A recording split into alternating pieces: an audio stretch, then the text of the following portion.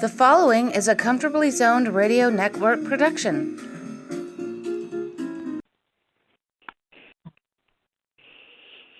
Hello there, everybody. This is Al Blumkin. I'm here with my good friend David Nemec for another session of David Nemec's baseball history and trivia.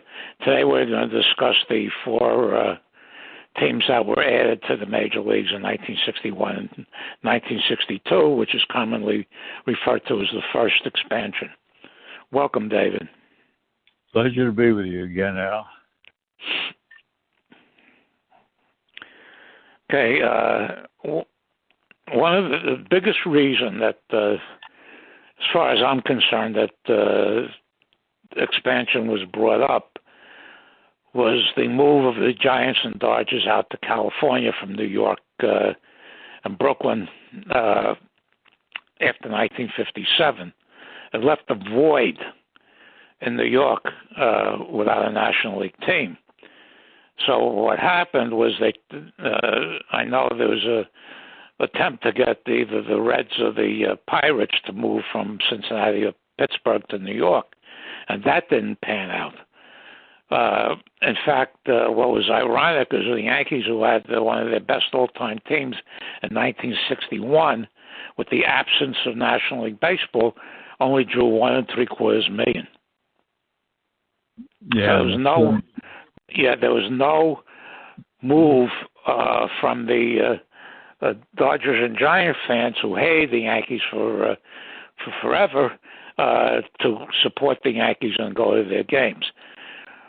And then Branch Rickey attempted to form a third league called the Continental League. I think that was a big factor in what happened, because I think, the owners then saw expansion coming and the game starting to move beyond the Mississippi River. They were going to have to include some of the larger cities in the Southwest and the West Coast, and baseball was going. I don't know that they saw it coming to be as many as 30 teams as exists now, but they certainly saw it going to be going beyond 16. To 16 teams, and probably saw it coming to 20 pretty quickly, and then they're going to have to figure out what they're going to do if they went to a 10-team, went to two 10-team leagues, and then we saw what happened pretty quickly after that. Well, what happened was the original Washington Senators, moved to Minneapolis, St. Paul. And the Giants, before they moved out to San Francisco, after Horace Stoneham piggybacked on Walter O'Malley out to California, the Giants were supposed to move to Minneapolis, St. Paul. And after the Giants moved out to San Francisco, Minneapolis, St. Paul became the number one target for expansion. The American League decided to expand right away in 1961. So the original Senators moved from Washington to Minneapolis, St. Paul, actually Bloomington, which is where the stadium was. And they put a second team in Los Angeles,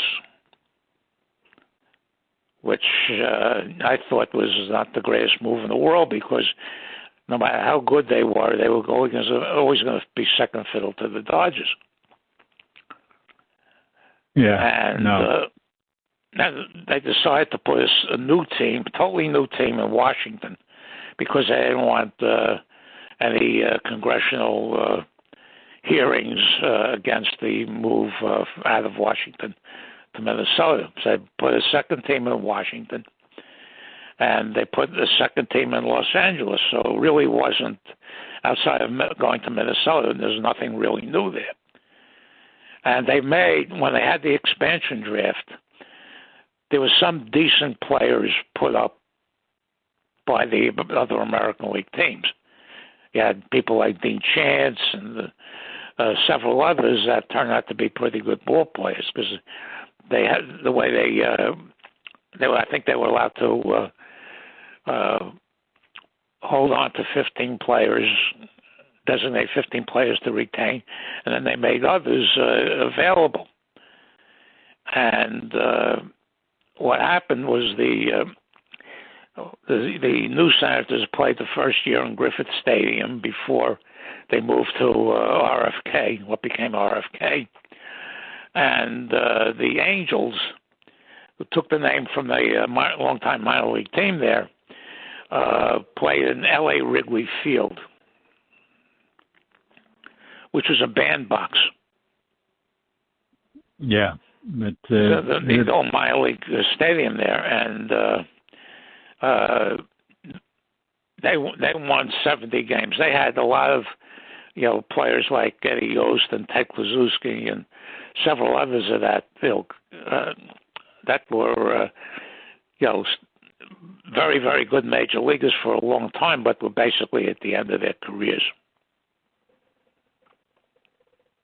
Yeah, and they won 70 games and finished ahead of the Washington and the Kansas City A's, who tied for 10th or 9th. And Washington played 500 ball. They were 30-30, and they went up to Boston for a doubleheader. And they lost the first game. I forget what they did in the first game of the doubleheader. And the second game of the doubleheader, Washington had a 7-run lead going to the bottom of the 9th and lost the game 13-12. The Red Sox got 8 runs in the bottom of the 9th. And then they went into a total tailspin and wound up winning 61 and 101, tying the A's for 9th place. Yeah. But then they had some players who turned out to be fairly decent, like Chuck Hinton. And it wasn't a washout. Then we came to the National League in 1962. The Mets were created, and they would play their first 2 seasons in the Polo Grounds, which at that time was totally outmoded and was hasn't been used for baseball since the Giants departed in 1957. And as everybody remembers, it was shaped like a football field.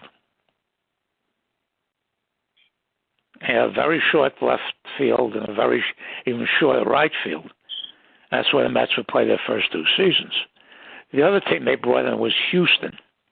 Now, Houston had played a long time in the Texas League, and then when the American Association cities started to go into the major leagues, Houston was promoted to the American Association from AA to AAA, and they got the second franchise. And when the National League published this list of available players, they took a lesson from the National League, from the American League, and didn't. And they were able to get rid of players who were about to be released, players who they had no use for in the minor leagues, and basically it was a hell of a lot. The selection was a hell of a lot worse than it was in the American League the year before.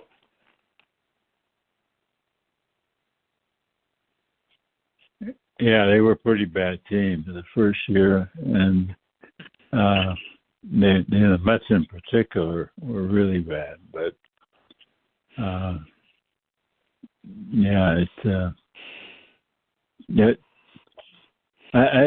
started having, and I have to admit that I remember when expansion occurred, my interest in baseball started to diminish because I had been following it very, very closely when there were 16 teams and the teams would stay intact.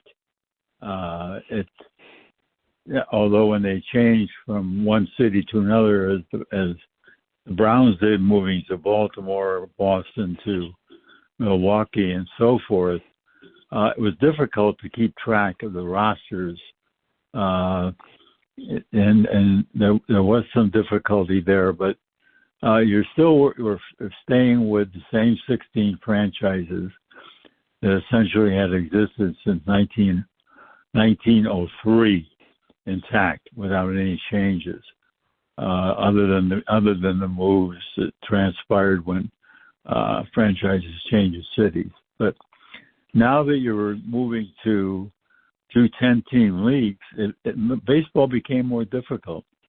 And I remember my own mind, and I was still, I was in college at the time, and in my own mind, I started creating a dividing line between pre-1960 and after 1960, because the 10 teams just seemed very unwieldy. And I was used to 8 teams, 4 games a day, or 4 sites a day. And the 10 teams, especially when they were all condensed into one league, 10 teams is too many. Of course, I wasn't alive when the National League had been 12 teams up to the 1899 season, then knocked off 4 and went to 8 in 1900. And so I was used to 8 teams, and 8 teams was what constituted a league to me. 10 teams was too many.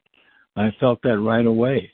And as we go on with this, exploring this issue, when it gets to the point now where there are 15 teams in each league and three divisions of 5 teams each, baseball is very, very difficult for the average fan to concentrate, focus on, and pick up the nuances, pick up the lineup changes, and be interested in all 15 teams.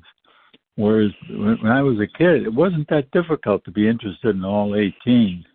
If you were collecting the cards in those days, collecting the cards in those days, you collected the bums as long as along with the Mazers and Mantles and Aarons and Frank Robinsons, Clementis, Williams and Musial.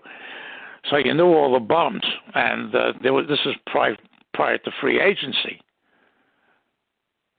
So certain teams would keep the same core for 7 or 8 years, and it was much easier to follow. In fact, to tell you a story, the Mets lost the game last night to Milwaukee 3-2. And I checked the box score, and the Mets have brought in some relief pitcher I'd never heard of who lost the game, gave up the winning run. And so I went to the ESPN box score. I clicked on the guy's name. He'd been in the major leagues for 10 years. I had never heard of him or didn't remember him. And you're a Mets fan.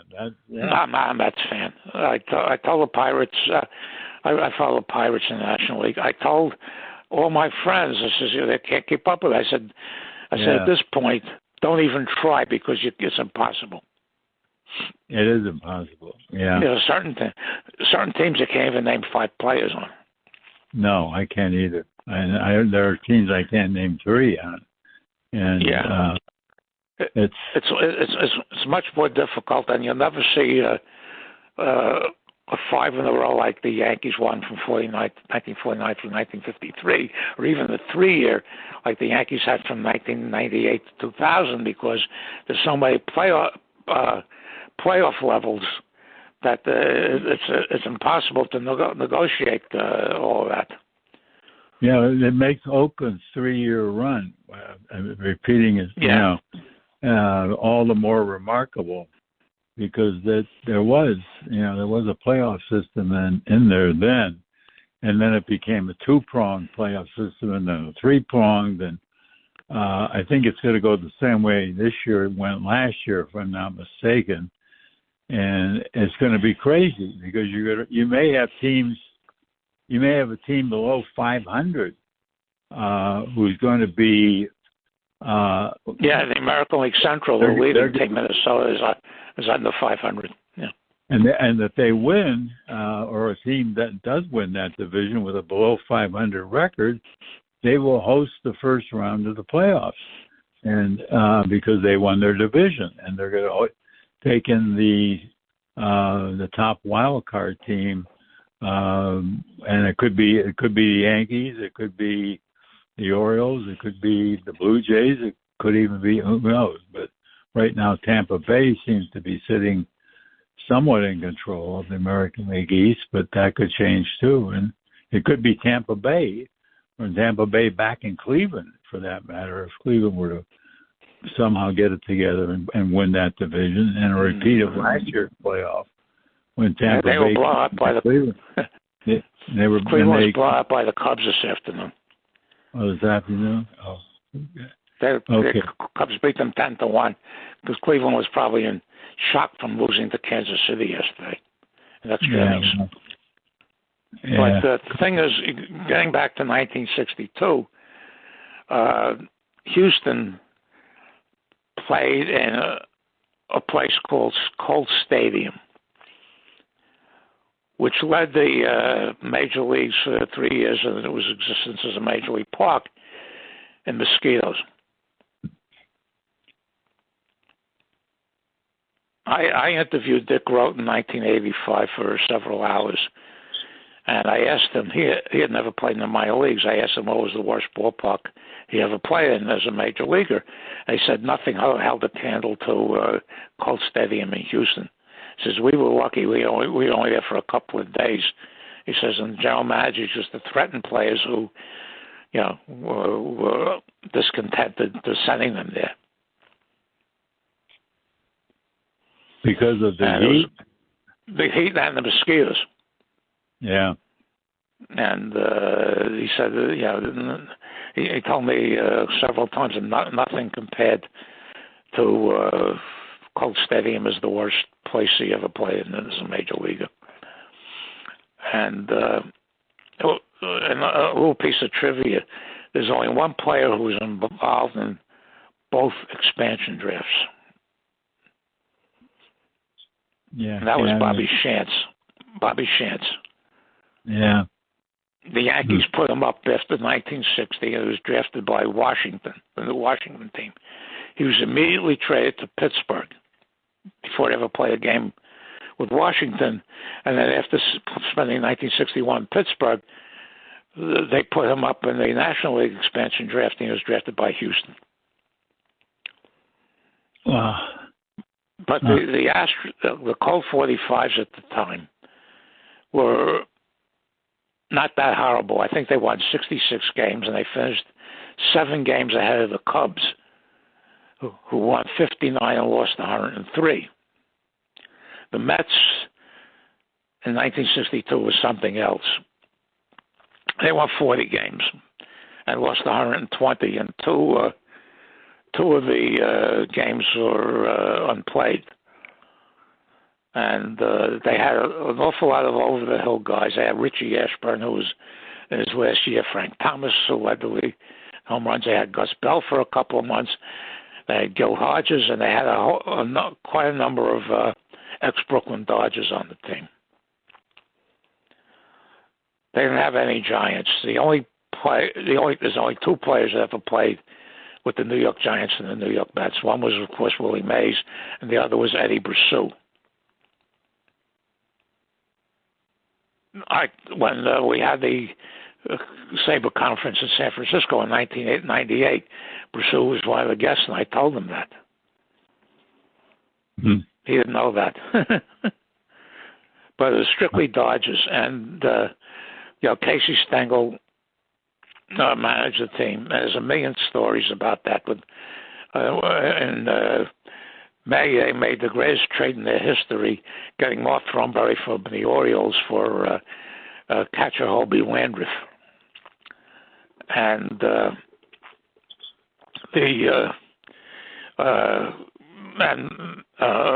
Thornberry became the face of the Mets ineptitude. He did things like hitting a parent triple and missing both first and second base,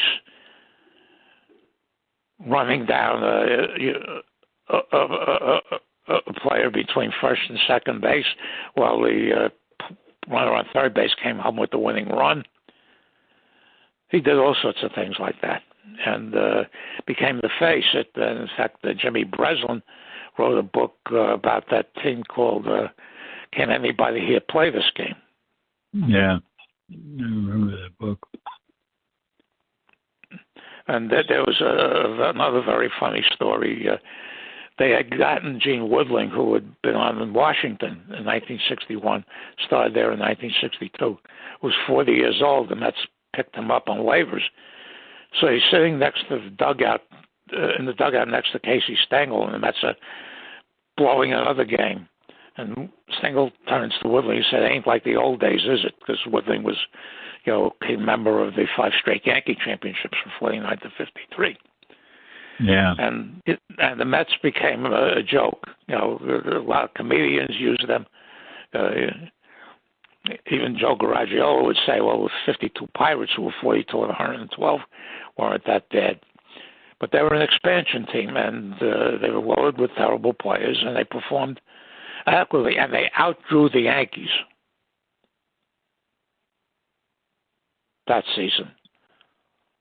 They got over 9. 62, yeah, because I think they outdrew the Yankees. Yeah, came very close. Amazing. To it. I didn't know that. Well, people, the old Dodger and Giant fans were, starved for National League ball, and when the Dodgers and Giants came in those days, they were coming in 3 times, and they would pack the play. The Polo Grounds would be sold out. Because all the old Dodgers and Giant fans wanted to see them. The Giants in particular, because the Giants had Willie Mays, who was totally idolized when they were playing in New York. Wow. They didn't beat them very often, but it was they became an entertainment, and they got so much publicity. And their TV ratings were very, very high, even though they lose half their games by, double-digit runs. And they become the standard. In fact, my friend Jim Haller put a post up about the 1961 Phillies, who were 47 and 107. I put down they were completely obscured by the 1962 Mets. Yeah. But the schedule went from 154 to 162 games. Every team played each other 18 times. So the schedule was still balanced. Except instead of playing 22 times like they did in 1960 and prior, 1961 in the National League, they played everybody 18 times.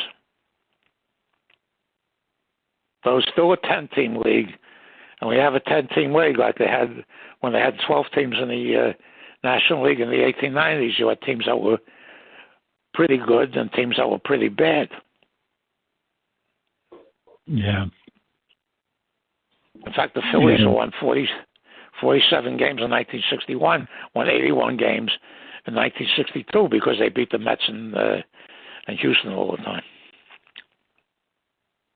Yeah, well, the Phillies came back strong. They really benefited from expansion, in some ways. And then their farm system they were pulling their farm system together too, and they were getting a lot more black players. They got, people like Dick Allen coming aboard, and within a couple of years, the Phillies were right in contention. And whereas the Cubs took a long time to get into contention. It was near the end it wasn't until the end of the decade almost that they even started to come back. And Houston never really got into contention, but the Mets, they were amazing. They were amazing to pull that team together.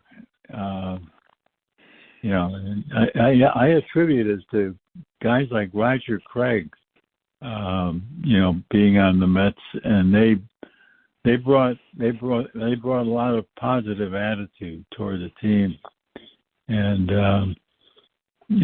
we just lost Roger not too long ago. I know, yeah. Yeah, he was the face of. He was. I think he was the face. To me, I mean, Stengel was the face in one sense of the Mets in that time, but Roger Craig was the other side of the face, and brought that team, something that I don't remember. Maybe you do because you follow them probably more closely than I did, but I don't recall anybody bringing what Roger Craig brought to the Mets in those years. He was there. He was there for 2 years in '62 and '63. He was 10-22 the first year, and 10-24 the first year, and 5-22 the second year. He had an 18-game losing streak in the second year. Yeah, but you're right. But most of the Dodger players, well, Gil Hodges was at the end. They had Duke Snider for a while. In fact, in 1963, they had him for a season. In fact, Hodges and Snider were teammates for about 6 weeks in 1963 before Hodges went to manage Washington. And they took several broken down Dodgers. And the one in particular who went from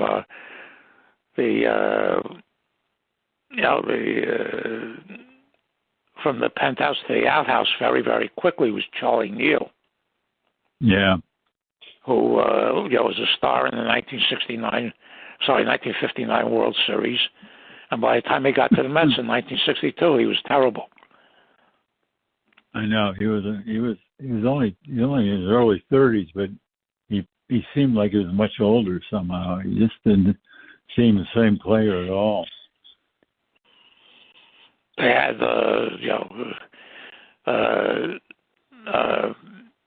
they had the Frank Thomas who they bought from Milwaukee. They had Gus Bell for a little while. He wasn't very good. Well,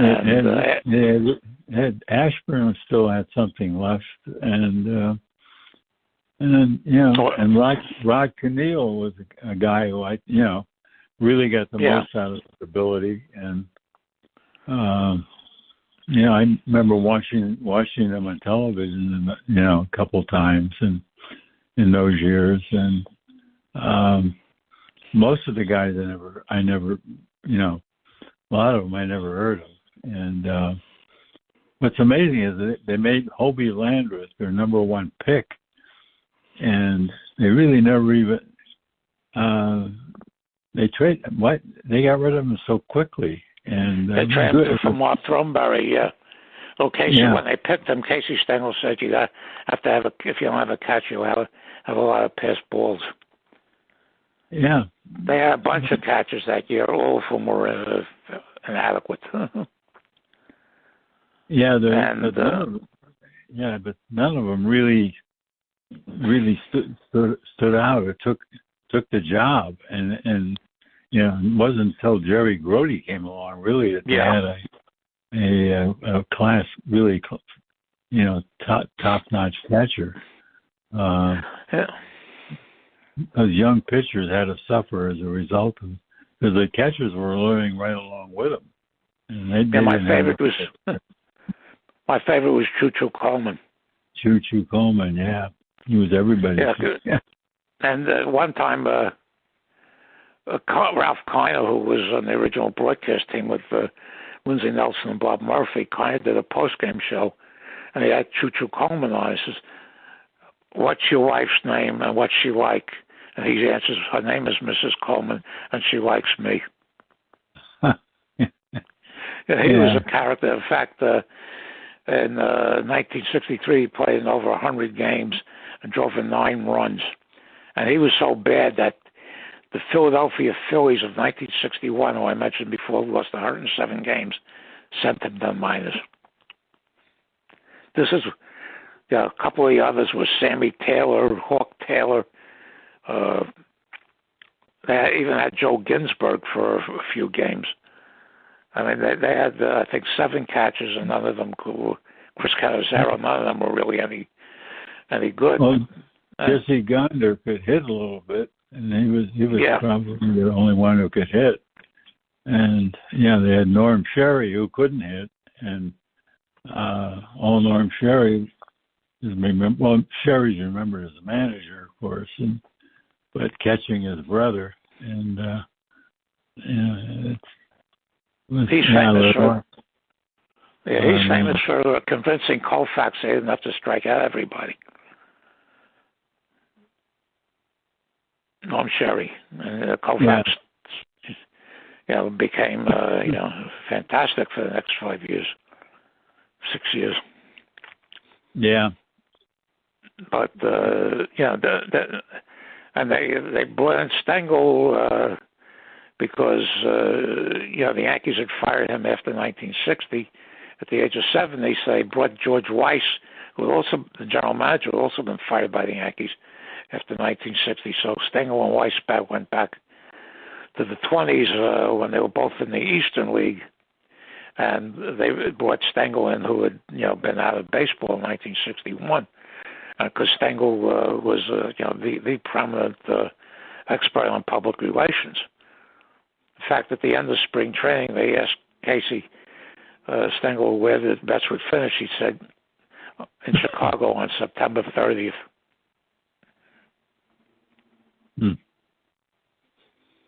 Yeah. Now.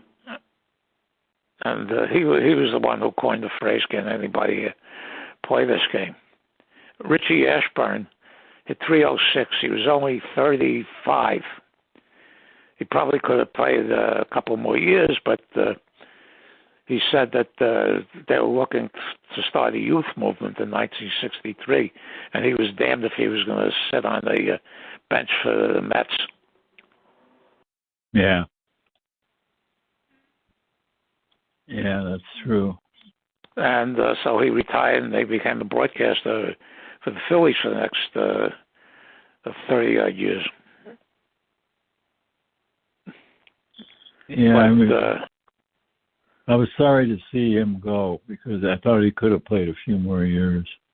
No, it was like Dominic DiMaggio when quit after a couple of games in 1953 because they were going to the Red Sox were going to the youth movement. Yeah. And they once asked Richie Ashburn why the Phillies never won anything after 1950. He said no blacks. Yeah. But it wasn't until 1968 that the Mets started getting halfway decent when Tom Seaver and a few of the other Kuzma and a few of the others came in. But Houston, after 1964 season, they moved into the Astrodome, which was newly constructed, and they changed the name from the Colt 45s to the Astros. But people seem to accept the 10-team league, especially here in New York, because of the creation of the Mets. That's one and things started to go haywire when they did the 1969 expansion and set up the 2 divisions, and even that was tolerable. And that held through 1993, and then in 1994, the powers that be decided to go to 3 divisions with a wild card. Yeah. And the wild card meant you were getting rewarded for not winning. Yeah, but the wild card often would have a better record than one of the division winners.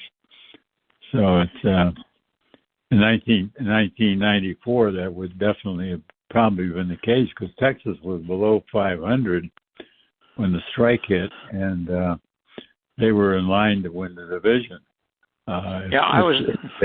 If they had stopped the season as of the strike and then played the World Series, I think Cleveland would have been the wild card. Cleveland would have had to come in and play Texas, at Texas's Park to open the series. There was talk of doing that, but that quickly was, scrapped, and then the strike, ended the season firmly, and that was that. And my mother lived in Dallas, and that year the convention was in Arlington, Texas. So I went down there early. I spent a couple of days with her. I went to the convention and came back and spent the week with her afterwards. And one of the Texas players, there were something like 7 or 8 games under 500, and says that the fans were booing the hell out of them. And one of these players said that they should concentrate on the fact that we're in first place, not that we're whatever number of games under 500. Well, and the only time, I think the only time that a sub 500 team played in the playoffs was when they had the split season in 1981. Yeah. They didn't carry forward. They had split season like the National League in 1892. I remember telling some people when they announced that, I said, "This is nothing new." And Kansas City won one half of the American League West, and they got in. Yeah. With a losing record. And the team with the best record of all, Cincinnati Reds, didn't get in. Period. No. Yeah. That was a terrible decision by the great Billy Kuhn. Yeah. But again, because it's a political, especially because Branch Rickey was threatening to create a third league in most of the cities that were up for expansion. I mean, he had places like Toronto and Dallas and a few others that eventually would wind up with major league teams. In the Continental League, and the powers that be is probably as little as they wanted expansion. They wanted a third league less because they were afraid what would happen was what happened when the Federal League had those 2 years in 1914 and 1915. Yeah. That players would jump from the, when the American League came in 1901, the players would jump from the established leagues into the new league if they weren't happy. So, we see a couple of owners with deep pockets could have done that easily in 1961 because salaries then were compared to today were way below the radar, and it was incredible what could have happened. And what's another thing that was very ironic is that the expansion of the schedule, Roger Maris, with the Babe Ruth record, when Ford Frick, who was the commissioner, had been a ghostwriter for Babe Ruth, put in the asterisk. Yeah. And Maris hit the 61st home run on the last day of this season in Yankee Stadium because of Frick putting the asterisk in. They only have about 23,000 people there. Yeah, it was crazy. And what was also ironic, and I brought this up a few times.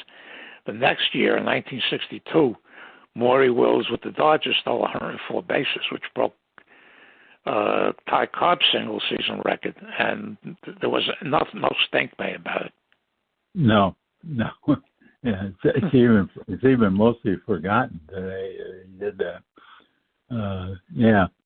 He never got. Wills never really got the credit he deserved. I always thought he should be in the Hall of Fame. Yeah, so do I. There's a lot of people that think so. Yeah, but, I don't know what happened. Why he got such short shrift because he had a solid career for middle infielder during his era. His hitting was pretty damn good because there were very few middle infielders who hit like he did, let alone run the bases like he did. And he was a good shortstop, and he was a good ball player, and richly deserved Hall of Fame attention. I don't know what happened. We'll probably never know, but I don't think it's going to happen. It's too far back now. And so somebody once asked me about that years ago, and I said probably it's because Ruth was, 60 was the number. 60 home runs was the number. Yeah. And Ruth was idolized by almost everybody, and Ty Cobb was not.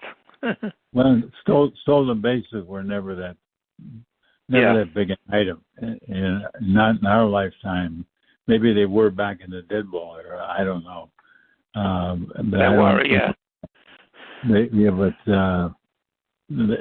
They were certainly more focused on than they were in our era. And today they're coming back a little bit, but still nothing like people thought going into the season.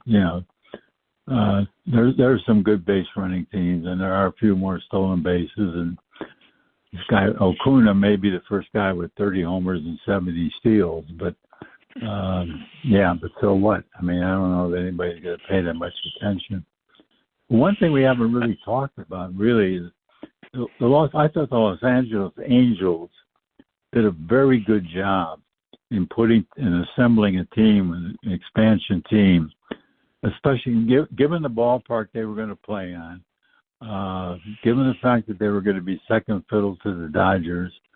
They got a good manager, I thought, in Bill Rigney, and a good general manager in Fred Haney. And they did hire Ty Cobb as an early, preseason coach. And he died in 1961. I know he did. In July, Yeah, but before he did, he worked on with that Angels group in the spring, and he got some of the young guys to become pretty good ball players, pretty good hitters. And they were a good team in 60, fairly good team in 61, and then 62, they were even a mild contender. And they finished third, Yeah, and they never did it. Dean Chance became a terrific pitcher. Yeah, he did. And they had Bob Rogers, they had Fregosi, all those guys who started early with the Angels all had very short careers for some reason. I don't know why, but Fregosi was more or less through by the time he came to the Mets, and Rogers didn't have a very long career. And the older guys had a couple of plugging seasons with the Angels, and that was pretty much it. But they had guys like Lee Thomas and Ken Hunt, who were pretty good ball players, and their pitching staff had a lot of good arms. So I thought they did of all the expansion teams, I thought they did by far the best in assembling a team and I have a history book on the Angels that I read years and years ago. It probably came out 30 years ago by a writer named Ross Newhan. And he described the treatment in the 4 years that they shared Dodger Stadium with the Dodgers from 1962 through 1965 before their current stadium was built. And O'Malley treated them terribly. I'm sure. Yeah. Yeah. They had all the concessions and all the park, every penny that came in went to the Dodgers. Yeah. But the LA Wrigley Field was too small and only held about 23,000, and they needed to play in a major league facility. So until they got their own ballpark built, it was they had to eat whatever crap O'Malley was dishing out to them for 4 years. Yeah. Yeah. But and the Washington team that moved to Minnesota, the original Washington Senators, Minnesota turned out to become a pretty good team for most of the years that they've been in. Up there. They were coming along even when they were moving. They had Allison, they had Killebrew, they had some pretty good pitchers, and Yeah, Camilo Pascual had a very big year. In 1960, I think they were 73 and 81. It was the first time in about 6 or 7 years that they were halfway decent. Yeah, yeah. In Killebrew, they really got something. They really they had him slated to be a second baseman, but once they realized that wasn't going to be where he played, by 59, Killebrew was already right up there with Rocky Colavito. I think they tied for the home run championship that year, and through the 60s he was really, I thought he was maybe the most valuable player for the full decade. I don't know. I think I would rank him ahead of Yastrzemski, given his overall impact. And one of the real side effects to the move to Minnesota was that they cut off the Milwaukee Braves TV area because the Braves had that whole upper Midwest TV rights because they only teamed for miles.